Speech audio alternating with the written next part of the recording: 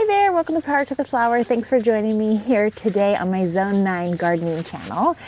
It is January and we are Zone 9, which means mild winter climates. And so that means it is time to prune roses. So I bought 5 David Austin English roses last time this year.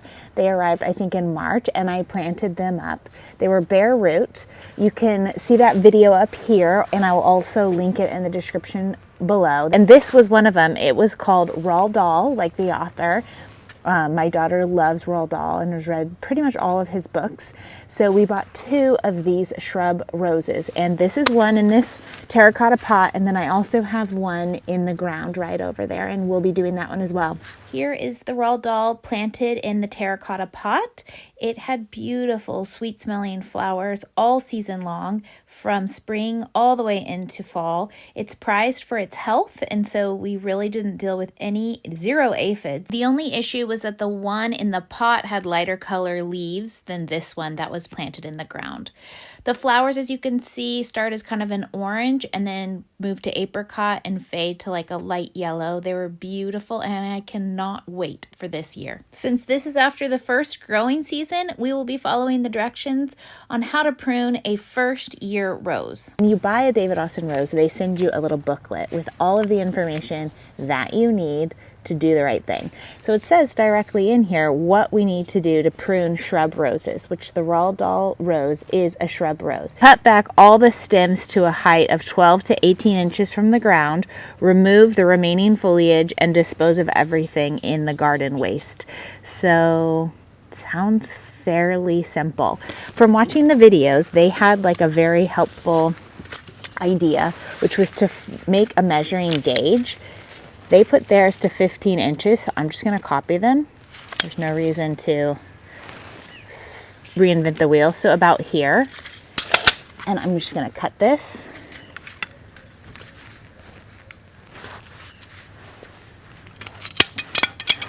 And so what they did is that he just stuck the measuring gauge in and then cut all of the branches to about this height.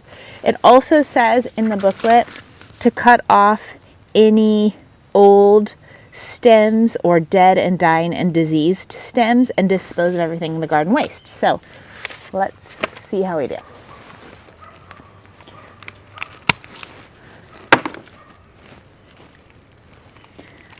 I'm gonna trim off everything off the sides actually, because it's all kind of weak. Yep. He says in the video, don't worry about trimming types of cuts or where you cut. Just cut about 12 inches. So I'm going to believe him.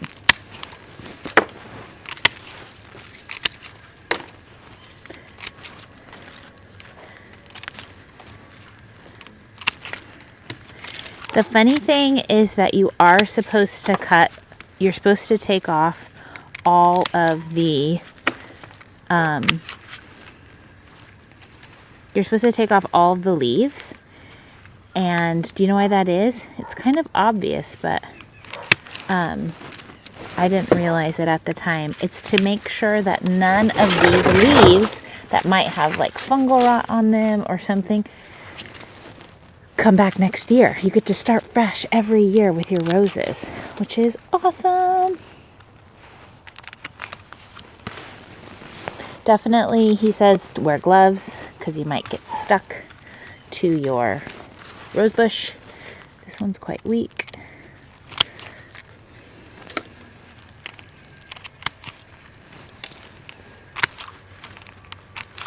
So I'm basing my cuts of weak branches on whether or not I think a rose could be held up at the end. And I'm just guessing because I don't know very much about roses.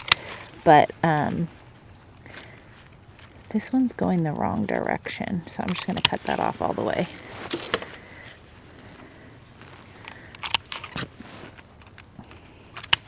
But he says at the end, it should look quite bare. I feel like it's supposed to go up.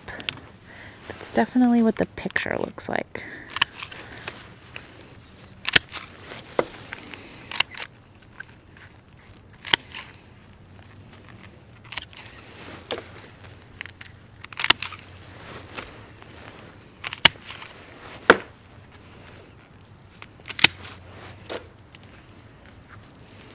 These ones all kind of go flat. I don't know what that's about. I think something went wrong. So we clean up all of these leaves. I think I'm just gonna cut these off. Boom, boom, done.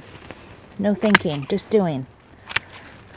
So here we are with our finished product. Everything's about 12 inches or so. And you definitely want air, he says. So I'm going to cut off some of these that seem crossing because you want light and air to prevent disease. I've done what the directions say, and that's all we can do. So let's see what happens. I think the point was you need to prune right now in January. So let me go through and I'll show you the next Roald Dahl, which is in the ground. Okay, here's our next Roald Dahl. I'm gonna do the same thing. This one's looking much better than the other one, which is something to note. The leaves are much greener. Not sure why. Okay, and there's a lot more of them. So I'm just going for it.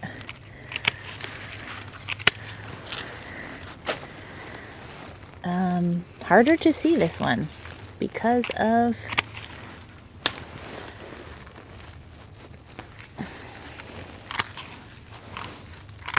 so many more leaves.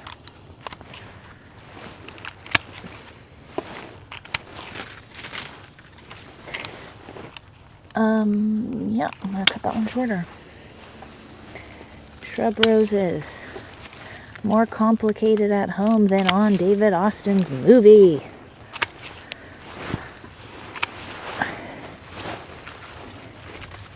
Weak branches that won't hold. Gonna go. Bye-bye. Leaves. Gotta go. Bye-bye. These are weak. Bye-bye. So this is what we do. What we're doing is what we do on roses that have only been in the ground 1 year. Like these ones. I grew these ones. I planted these ones last March. They had 1 season of flowering. And this is not considered an established rose. This is considered a first year rose. Look at the ajuga. If I move all these leaves around, you can really see it. I think I'm cutting this one a bit shorter than the other one and a bit shorter than the sticks, but oh well.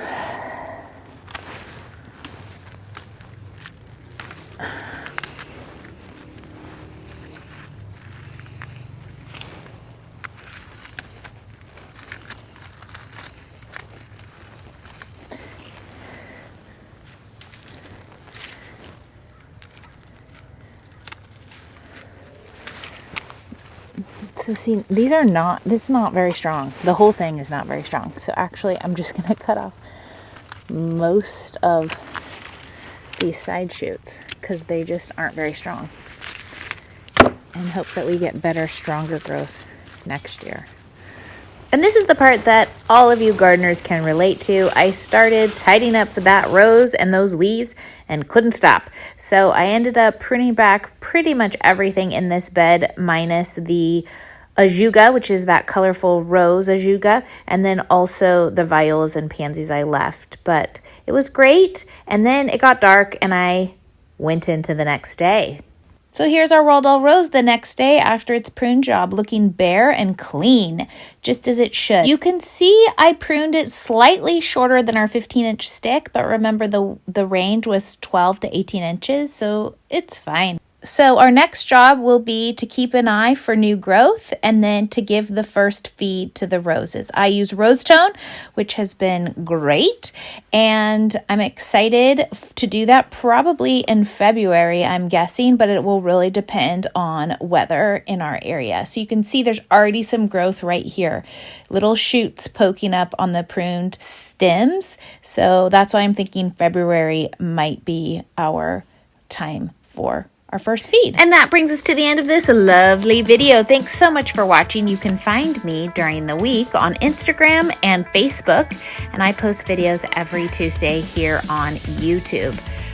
Thanks so much for being here, and I'll see you in the next one. Bye.